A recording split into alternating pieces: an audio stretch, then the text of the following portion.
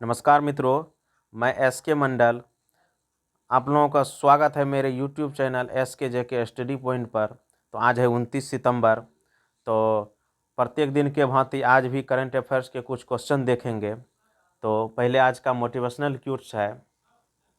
आज का मोटिवेशनल क्यूट्स: संघर्ष और तकलीफ ना हो, संघर्ष और तकलीफ ना हो तो क्या मज़ा है जीने में। तूफान भी थम जाते हैं, तूफान भी थम जाते हैं जब आग लगी हो सीने में। तो दोस्तों, आज के क्वेश्चन की तरफ हम लोग चलेंगे। तो आज का क्वेश्चन है, विश्व रेबीज दिवस, विश्व रेबीज दिवस किस तारीख को मनाया जाता है। तो देखिए ऑप्शन नंबर 3 में जो है 28 सितंबर। तो ये 28 सितंबर को विश्व रेबीज दिवस मनाया जाता है। तो ये देखिए, रेबीज जो है ये एक वायरस है। ये क्या है? एक वायरस है जो कि ये कुत्ते काटने से मानव शरीर में जो है ना प्रत्यारोपित होता है। और ये जो है रेबीज का टीका, रेबीज का टीका का खोज जो है 1885 में लुई पास्चर के द्वारा जो है किया गया। ठीक है, लुई पास्चर के द्वारा किया गया था इसका खोज, इस टीके का खोज। और प्रत्येक साल 28 सितंबर को उसकी पुण्यतिथि के दिन जो है विश्व रेबीज के दिवस के रूप में मनाया जाता है। और ये सेलिब्रेट कौन करता है? तो WHO। ये सेलिब्रेट कौन करता है? WHO।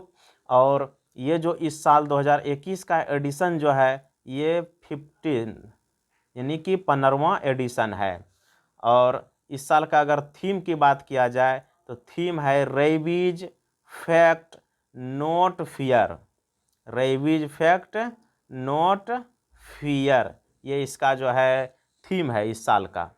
और इससे देखिए, ये रेबीज अगर किसी शरीर में हो जाता है, ये कुत्ता काटने से जो आ जाता है, तो उसका इफेक्टेड पार्ट जो है, शरीर का पार्ट ब्रेन इफेक्टेड होता है, ब्रेन।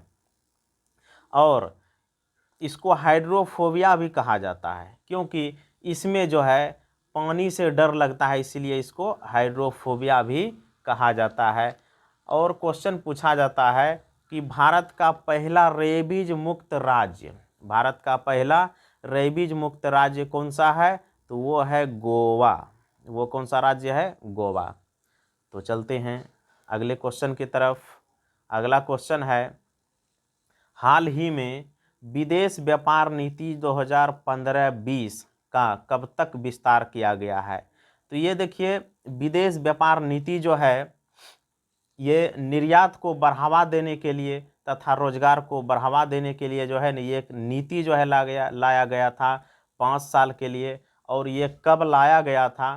तो ये लाया गया था, यानी ये नीति जो लाया गया था 1 अप्रैल 2015 को लाया गया था। कब तक के लिए? 2020 तक के लिए।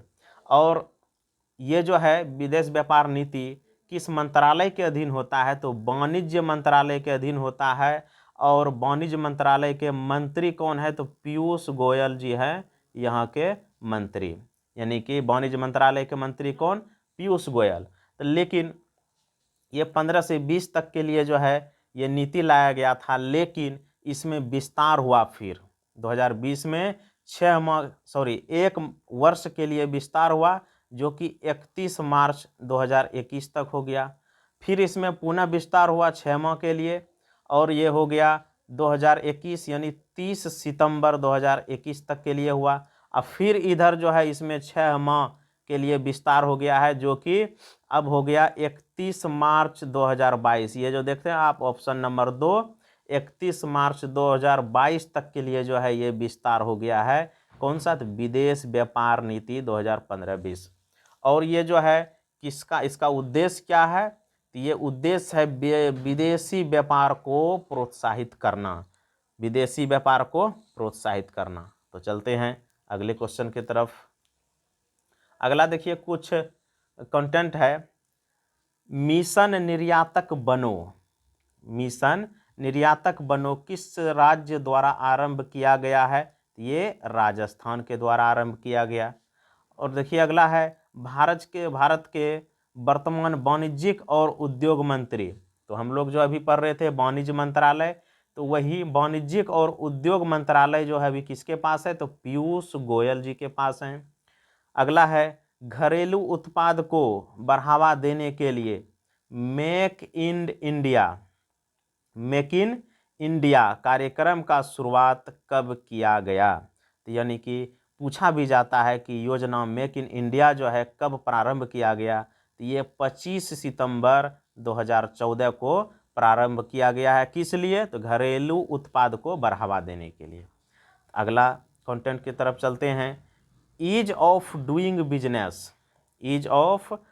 बिजनेस रिपोर्ट किस संस्था द्वारा जारी की जाती थी। तो ये देखिए ख़त्म हो गया है, अब ये जो है ये रिपोर्ट जो है अब नहीं लाया जाता, ये ख़त्म कर दिया गया। तो ये विश्व बैंक जो है इसको आयोजित करता था। नेक्स्ट है भारत का पहला एक्सपोर्ट प्रोसेसिंग जोन कहाँ स्थापित किया गया है। तो ये कंडला कहाँ है, तो ये है आपका गुजरात में, कंडला गुजरात। भारत का पहला export processing zone Kandla Gujarat. उसके बाद है निर्विक योजना का संबंध जो है किससे है। तो ये योजना जो है निर्यात को बढ़ावा देना जो है इसका जो है मतलब उद्देश्य है। निर्विक योजना का उद्देश्य क्या है, निर्यात को बढ़ावा देना। तो चलते हैं अगले फैक्ट की तरफ।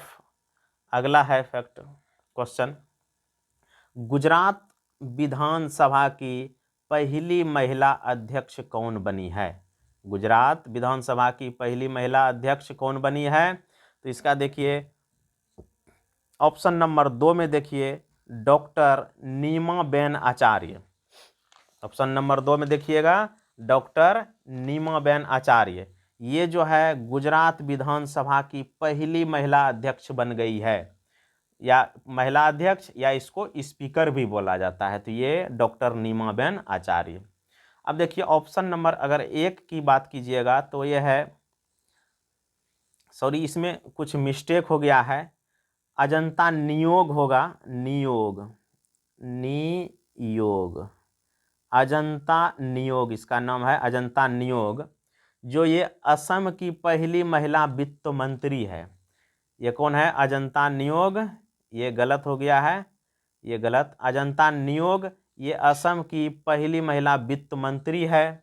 और ऑप्शन नंबर 3 में जब चलिएगा स्नेहलता श्रीवास्तव, तो ये देखिए लोकसभा की पहली महिला महासचिव है, पहली महिला महासचिव लोकसभा की। और फिर है ऑप्शन नंबर 4 मीरा कुमार, तो ये कौन है, तो लोकसभा की पहली महिला अध्यक्ष हैं, लोकसभा की पहली महिला अध्यक्ष मीरा कुमार हैं। इसका आंसर इसमें हो गया डॉक्टर नीमाबेन आचार्य, जो गुजरात विधानसभा की पहले महिला अध्यक्ष अभी हाल ही में बन गई है। तो चलते हैं अगले क्वेश्चन की तरफ। अगला क्वेश्चन है संविधान, संस्कृति और राष्ट्र किसकी पुस्तक है। ये पुस्तक का नाम है संविधान, संस्कृति और राष्ट्र। ये किसकी पुस्तक है, जिसका लोकार्पण 28 सितंबर 2021 को उपराष्ट्रपति वेंकैया नायडू ने किया है। यानी कि उपराष्ट्रपति वेंकैया नायडू ने जो है इस पुस्तक का लोकार्पण जो है किया। तो ये किसका पुस्तक है, तो ये देखिए कलराज मिश्र, ऑप्शन नंबर 2 में है कलराज मिश्र। ये जो है राजस्थान के राज्यपाल हैं, कहाँ के, राजस्थान के राज्यपाल हैं कलराज मिश्र। ये इसका सही जवाब होगा कलराज मिश्र। देखिए ऑप्शन नंबर 1 अशोक गहलोत, ये राजस्थान के कौन हैं, सीएम हैं। और इंद्रजीत महंती, ये देखिए राजस्थान उच्च न्यायालय के मुख्य न्यायाधीश हैं। ये कौन है, राजस्थान उच्च न्यायालय के न्यायाधीश हैं, ये मुख्य न्यायाधीश इंद्रजीत महंती। ऑप्शन नंबर 4 में है रामनाथ कोविंद, तो ये जानते हैं हम लोग कि ये भारत के कौन हैं, राष्ट्रपति हैं। ये जो है कौन है, भारत के प्रेसिडेंट यानी राष्ट्रपति हैं। तो चलते हैं अगले क्वेश्चन की तरफ।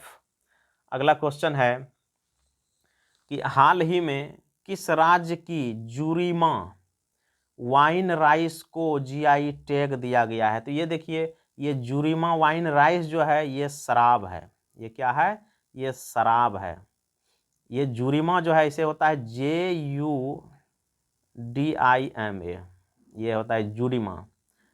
ये जुरिमा एक शराब है और कहा जाए ये पूर्वोत्तर की पहली शराब ऐसा है जिसको GI टैग दिया गया। GI टैग, पहली शराब जो पूर्वोत्तर भारत की है जिसको GI टैग दिया गया है। तो ये जो है किस राज्य का है? तो ये असम का है।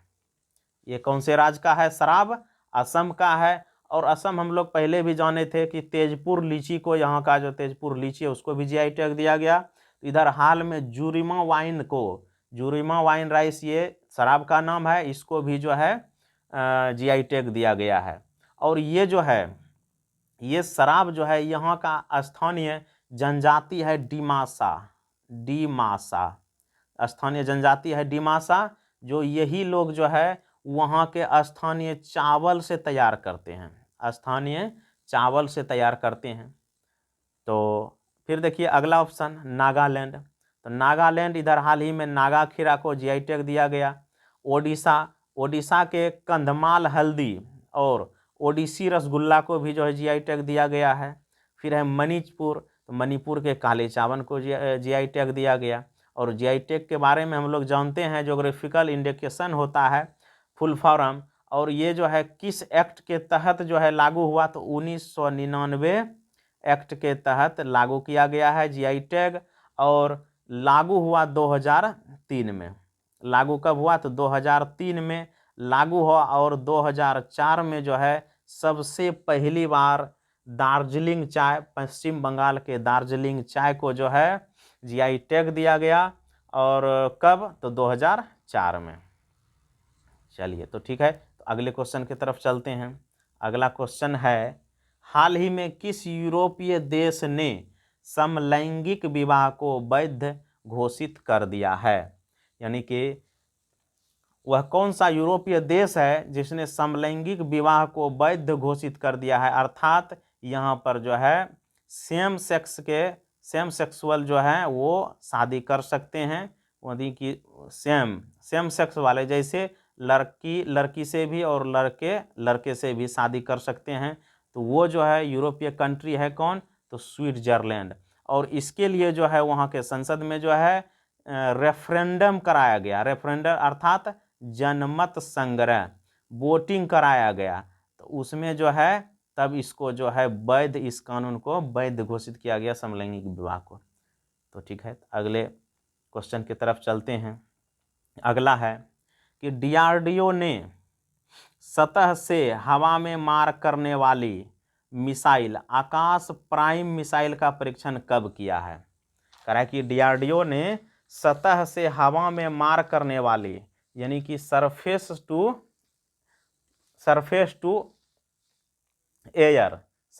टू एयर, यानी कि सतह से हवा में मार करने वाली मिसाइल आकाश प्राइम का परीक्षण कब किया है? तो इधर 27 सितंबर 2021 को जो है इसका परीक्षण कर लिया गया। और किसने? तो DRDO ने किया गया। तो DRDO का हम लोग फुल फॉर्म जानते हैं, डिफेंस